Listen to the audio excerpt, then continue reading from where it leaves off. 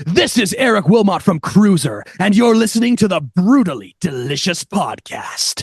One, two, three, four. The Brutally Delicious Podcast. The Brutally Delicious Podcast. The Brutally Delicious Podcast. The Brutally Delicious Podcast. This is 70,000 Tons of Metal, the original, the world's biggest heavy metal cruise. 60 bands, 4 days, 1 cruise ship, only 3,000 tickets. It's like having an all-access backstage pass. January 29th to February 2nd, 2026. From Miami, Florida to Nassau, the Bahamas, and back. 70,000 tons of metal. What are you doing next winter?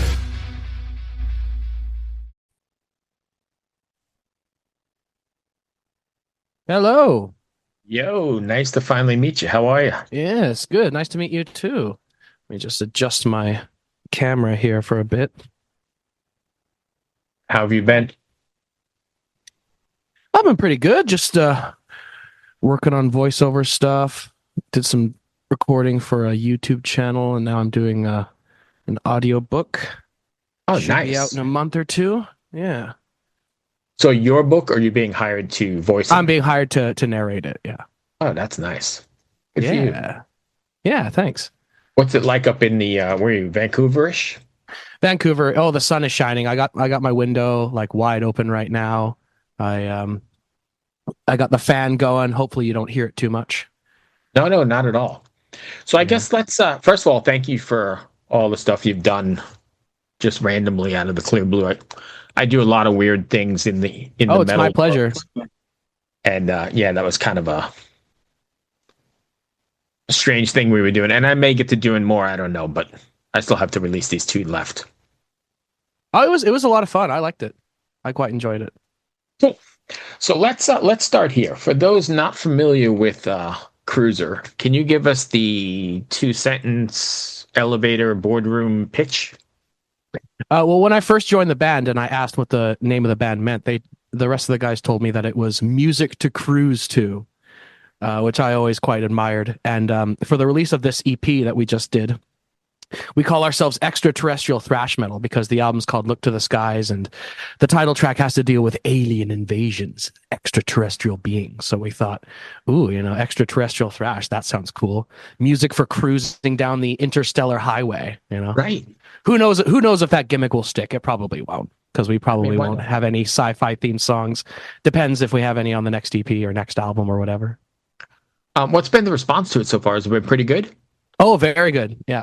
We worked with John Asher on our press kit. I've worked with him before in a couple other bands, and he's a really good guy. He got us a lot of exposure. We got into an issue of Absolute Underground magazine, which is a local sort of like underground music magazine, which I'm a big fan of. So I still need to hunt down a copy of it before that issue goes out of print, because I still need to venture downtown and find it somewhere. But yeah, we've been getting really good reviews. I've seen interviews of us popping up everywhere. Yeah, it's been a really good time. How much attention do you pay, or how much headspace do you give to the critics? So you said you're looking at the reviews and listening to the reviews. Do you I mean, you can't let them consume you, but do you give them any credit? Well, luckily, we haven't had too much negative press for this album, so I guess that tells you that it's really good. But generally, when I do get criticism, I tend to not let it bother me too much, because there's also an equal amount of people that love it. Like Right. I there's like multiple uploads of our EP on YouTube, and some of the comments are like, "Oh, it's not for me," or some people even criticized my vocals, which some people were replying to that person being like, "What are you talking about?" So Right. everyone's tastes are different, and if you just focus on the negative, it's just going to consume you. Okay. That's why I stay off Twitter for the most part, Yeah. unless I have to. You mentioned vocals, so that was in my my list of questions here. Your songs or your vocals they range from raspy and distorted to clean melodic lines. Is there a particular story or emotion that made you blend these vocal styles, and how do you hope listeners interpret that balance? It actually mostly comes from my 2 biggest influences, which is the Swedish black metal band Bathory and the American metal bands Nevermore and Sanctuary, which both had the same lead singer, Warrell Dane. I was So lucky enough to see them both, man. ah, you lucky bastard! I saw. I was supposed to see Nevermore like right before they broke up. Like they announced the show, I got the tickets for it, and then they broke up like the week before the show. So it was Nevermore, Sepultura, and somebody else I can't remember. But at least I got to see Sepultura, so that was nice. Yeah. But yeah, going back to the vocals, my vocals are. I always told them. I always sort of described them as a combination of Quorthon and Warrell Dane. Quorthon being the lead vocalist of Bathory, and Yeah. combining the vocals together, I don't really think I did that on purpose, really. I just kind of, it just is kind of something that happened because my clean singing is influenced by Warrell Dane, my raspy singing is influenced by Quorthon, and I can't really do death growls all that much. So instead of combining death growls and clean vocals, I do black metal rasps and clean vocals, and people seem to like it. So I know you mentioned it's sci-fi themed or whatever, but is there at the core of it something you want your fans to take away from, or a message, or that sort of thing? Yeah, there's something to be said in some of the lyrics on the album about like the subversion of metal tropes. Like I hate the whole kill posers mentality. It's like Right. you listen to this type of metal that I don't like, therefore you must die. Right. It's like, can't we all just get along? Like that's what the message of the song I Need Thrash is. It's like, you know, it doesn't matter if you like thrash or hair metal or grunge or gent or whatever the hell, you know, we're all brothers and sisters in metal. We got to fight back against the system that's trying to keep us down, man. Right. And, you know, arguing about whether a band uses blast beats or does breakdowns or is not true or cavelt enough. It's stupid. So I guess the message that I want people to take away from our music is just, we got to come together, man. We all come, it's all just a big party, man. And we're all invited. And we all just got to exist, you know? So for then, staying with that sort of theme, then for listeners who look to music as a sort of purpose or escapism, which track on Look to the Skies do you see to be the most transporting? Probably the title track, because it's got the most like outlandish, otherworldly themes. The whole sci-fi element, that's definitely the one that's the most escapist, I guess you could say. Takes you to a different world. The other songs don't quite reach that level of I guess science fiction-y fantasy escapism. Like you got songs about seeking revenge against people who've wronged you, songs about a song about, you know, nuclear destruction stuff, which is very, very par for the course for thrash. Right. And you know, the whole thing about subverting metal cliches on I Need Thrash. And then of course you got Pit Viper, which is just, you know, classic good old rock and roll, new wave of British heavy metal cheesiness. Okay. If you could, speaking of that, then, if you could invite a legendary thrash or new wave of British heavy metal musician, past or present, to guest on your record, who would it be? Oh, geez. Thrash or new wave of British heavy metal? Would it just like a vocalist or any kind of any musician? Any musician. Well, I'm a really big fan of Violence, the San Francisco thrash band. So I'd love to do something. I'd love to do something with Sean Killian, you know, politics aside. I'd love to do something with him or Phil Demmel. I'd any of those guys from the San Francisco Bay Area, you know, having I just got off a podcast with Rick Hinault. Oh, sick. That's the awesome. Interview just before you. Yeah, his new project, Nefarious. Is there anyone else in that band too? Is it like a super group of sorts? It is a super group. Hold on. Ooh, I'm excited to hear about that. Yeah, hang on. I can tell you right now. Sorry, I should know because I just talked to them, but it's been a long day. Give me 1 second. I'll pull it up for you. Yeah, Rick was great. I mean, and a legend, right? Oh, yeah. So it's Caton DePena from Hyrax. Oh, from Hyrax. Nice. Rick Hinault, Doug Piercy from Heathen and Blind Illusion. Nice. Will Carroll from Death Angel. And Tom Gears from Blind Illusion and Ancient Mariner. Nice. Yeah, like any of those guys from the San Francisco scene. I'd love to have Alex Skolnick do a solo. I'd love to do something with Gary Holt.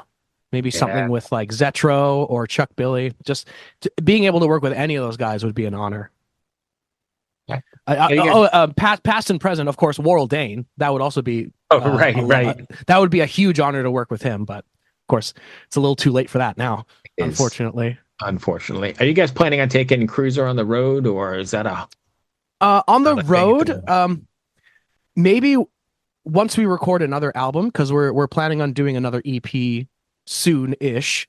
So once that's done, we'll probably go out on the road a little bit, maybe tour the rest of BC, maybe go into Alberta a little bit. We're probably not going to go to the States right now for obvious reasons, Yeah. but we'd rather go to Europe or South America before we go to the States. But Yeah, unfortunately. baby steps. We'll definitely do a tour of Canada at some point in the near future. But for now, we're just sticking to local shows, I think. But don't worry, we will expand our net soon enough. Yeah, absolutely. And are you one of those bands then that two-part question are always writing, and then two, do you approach like your writing process with a theme in mind? So this one was the intergalactic highway, or however you described it earlier. Yeah. But The answer to the first question is 100% yes. Our guitarist Ben is a riff writing machine. He comes to practice with like 5 new songs completely written, and it's like, Jesus Christ, man, slow down. Right. But I guess it's a good thing because we got a huge well of material to pull from, so there's no shortage of material there. And what was the second part of the question? Is it the approach to songwriting, right? Kind of. yeah. Yeah. Well, yeah, when you approach the record, when you're writing it, are you writing it like with a with the theme in mind? So the last one was Well, Look to the Skies, and it's that interstellar kind of thing. But are you staying yeah. in Tri Realm? I guess. Well, they usually they'll come to practice with a song or riff written, and it'll have a title as well. And depending on how good the temporary title is, I'll either keep it and kind of roll with the theme that it's evoking, or I'll just completely scrap it and start over. Because the original title for Look to the Skies, the working title was Archer, because I think it sounds kind of like Unleash the Archers, is what they said. And I honestly don't know where I got Look to the Skies from, like the theme. I think we just kind of like brainstormed at practice and we're like, let's write a song about aliens. I don't know. I smoke too much pot. I can't remember details like that. Nice. It's legal Yeah. in Canada, so you're quite lucky. Yeah. It's medicinal here only with a license. So, Nah. but you can get a license, with a headache or the sniffles. It's not that difficult. Yep. I got a license for it back when it was still illegal. I went to go see a notary and she came up with some BS excuse. Right, I probably whatever. shouldn't say that on the air, but hey, it's legal now, so. It's legal now, and it doesn't matter. So when can we expect that next EP? Is that anytime this year? No, definitely not this year. Probably next year. We'll probably think about going back into the studio later this year, but that's like super early. Like we already have most of the songs written for it. We still have like 1 or 2 songs that we were kind of deciding to fill out the EP. But yeah, probably next year is when you'll see some new stuff from us. Or hey, maybe we'll get a single done first or something. But we're definitely going to do another EP, and then we're thinking about doing a full length after that. Oh, nice.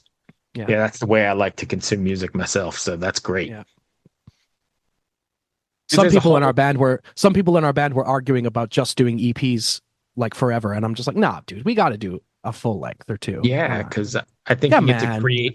to create the mood and the journey and the Yeah. whole thing, the setting when you create those songs and place them in the right order. And Yeah. Even if it's short, like you can do like an 8-song 30-minute yes, album, and that's still technically full length, right? In fact, I prefer that when it comes to full length albums. The shorter, Right. the better. Like Rain and Blood, 28 minutes. yeah, Perfect. beautiful album. So what's next for you guys then? We're playing a show this Saturday.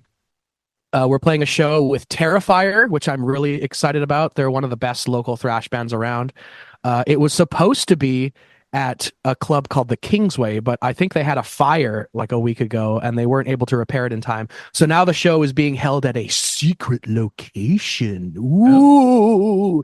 And the show is sold out too. So Oh, so you don't need to know where it is. yes, sorry if you didn't get any tickets. But yeah, for those of you who have bought tickets to our show this Saturday, you will be emailed with the location or something like like a that. I don't know why they're speakeasy. being so mysterious and cryptic, but Yeah, it's like a speakeasy. You got to open the top. yeah, yeah, it's or- giving me hardcore speakeasy vibes. So, lastly, we're going to shift gears for a second because I've been asking everybody all day. Tough week in the metal world. Any thoughts on Yes, the loss of the Godfather? of Ozzy. I mean, Yeah. I think there's not a lot more that I can say. I mean, he was extremely influential. I remember buying a copy of Paranoid used on CD at a music store, and like when I was in like middle school, and I remember being scared to put the CD in the player because I was like, oh, this is some scary, spooky metal, right? And then I put it in, and then War Pigs came on, and I was like, oh, I recognize this song from the radio, actually. So, but yeah, favorite Ozzy album, I would probably say. I want to say Diary of a Madman, but It it's got has to some be. filler track. It's got filler tracks on it. No, I don't no, like. no, no, no, no, no. I'm not listening to you. There's nothing. I just listened to it today. Nothing filler on that. What's Dude, filler? Tonight sucks. Come on. Oh, come on. And SATO is like barely good. So that It's one, like it's like borderline crappy. it could. I might get you borderline there, but tonight is great. Is it just a Rhapsody, or am I right? I love it. Sorry. But anyway, favorite album for me, I'd probably say No Rest for the Wicked. That's got no filler tracks, all killer. The production is awesome. It's got that 80s shotgun snare drum that just reverberates Yeah. everywhere. It sounds like That it was Castillo? recorded in a cave. Was that Randy Castillo? I think so. I'm not sure. I do know that it was Zach's first album, and Yeah. he's got all those pinch harmonics on. I like to Oh, call him yeah. Zach because of all the pinch harmonics he does. Yes, that's a Absolutely. fantastic album. Very underrated album, I would say. No Rest for the Wicked. Yeah, and you know what? If I had to rate them, it still doesn't show up in my top 5. But I agree with you. And, you know, now that you said it, there's a lot of good stuff on there. Breaking All the Rules. Oh, dude, that album, Yeah, that song, even Miracle slays. Man, right? That's great. Miracle Man. Oh yeah, Crazy Babies, with that riff that has that traditional pinch harmonic. Yep. I guess I just don't listen to it enough because I listen to mostly the Randy Jake era. Oh yeah, Jakey Lee's great too. One of my Ultimate Sin. faves. Speaking of Fantastic album. underrated, he's Ultimate Sin. rated. Oh yeah, Jakey Lee. Yeah. Probably doesn't help that Ultimate Sin was like out of print for like decades. Yeah. Anyway, sorry, we got totally off on a tangent. I appreciate you Yeah. taking the time. Did I No, miss it was a anything good you wanted to tangent. cover? Any songs by Ozzy that we want to cover? No, did I miss anything that you want to cover? Oh, yeah. I was just thinking that because we've been toying with the idea of doing "Bark at the Moon" as a cover in our live set. Oh, But nice. now that Ozzy's gone, we might actually do it for real. But I don't think there's enough time to do it for this show coming up. But Right. maybe sometime in the future. But yeah, we're to top it all off, we're Crüzer. You can find us on YouTube, Instagram, Facebook, Twitter, Blue Sky, Telegram, for God's sakes. You can find us under Crüzer Music. That's CRUZERMUZIK. You can tell I'm Canadian because I said Z. Yep. But yeah, just look us up on there and listen to some good interstellar metal. Thank you, my friend, for taking the time. I appreciate it. Thank you again for doing those weird things with me. I appreciate that